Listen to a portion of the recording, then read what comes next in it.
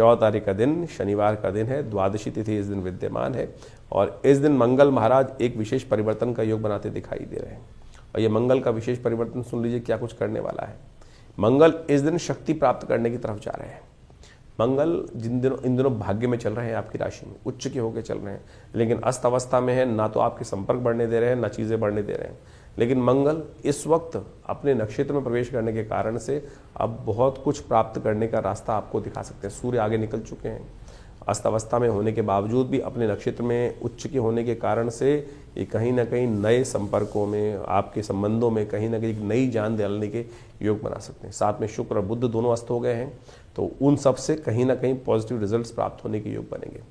शनि का विशेष तौर पर उपाय करने का प्रयास करें। शनि प्रदोष है, शनि प्रदोष के दिन यानी त्रयोदशी और शनिवार का योग साथ साथ बनकर तैयार है। और शनि इस वक्त आपके नेगेटिव नहीं है, योग कारक ग्रह आपकी राशि के दृष्टिकोण से माने जाते हैं, तो फिर भी शनि के निमित्त थोड़ा उपाय कर लें तो बड़ा अच्छा रहेगा। हनुमान जी के मंदिर में जाकर उनको चूल्हा अर्पित करने का प्रयास कीजिए, बहुत शुभ रहेगा आपके लिए। 15 तारीख का दिवस रविवार का दिवस है, शिवरात्रि का महापर्व है और इस दिन आपकी राशि के दृष्टिकोण से यदि देखा जाए तो आपके लिए धर्म की तरफ से रास्ता बनता दिखाई दे रहा है। जितना धर्मयुक्त रहेंगे उतना बढ़िया रहेगा, ऐसा नक्षत्र बनते दिखाई दे रहे हैं। धर्म की तरफ जाने से कहीं ना कहीं बंद दरवाजे खुलने के रास्ते आपकी राशि बनते दिखाई दे रहे हैं। धर्म का साथ लेने का प्रयास कीजिए। शिवरात्रि का महापर्व है, विशेष तौर पर आपकी राशि के दृष्टिकोण से एक बहुत छोटा उपाय हम आपको बताने जा रहे हैं। गंधोदक के द्वारा, इत्र के द्वारा भगवान का अभिषेक अवश्य कराने का प्रयास कीजिए। एक मंत्र है, ओम त्र्यंबकम यजामहे सुगंधिम पुष्टिवर्धनम।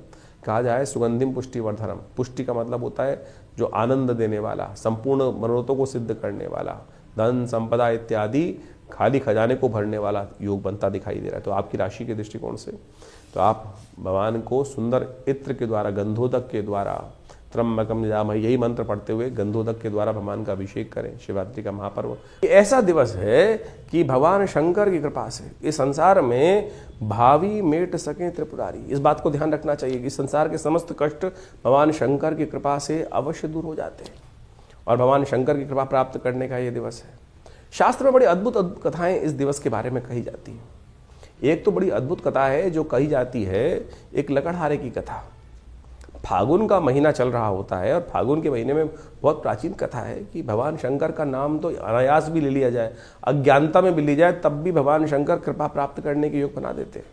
और जो लकड़हारे की कथा है वो इसी बात को समझाती है। कहा जाता है जो सबसे ज़्यादा कथाएं चलती है, शास्त्रों में वर्णित है कि एक लकड़हारा जंगल में रात को कहीं भटक गया था और उसको ध्यान नहीं था कहाँ से घर पहुँचे वापस,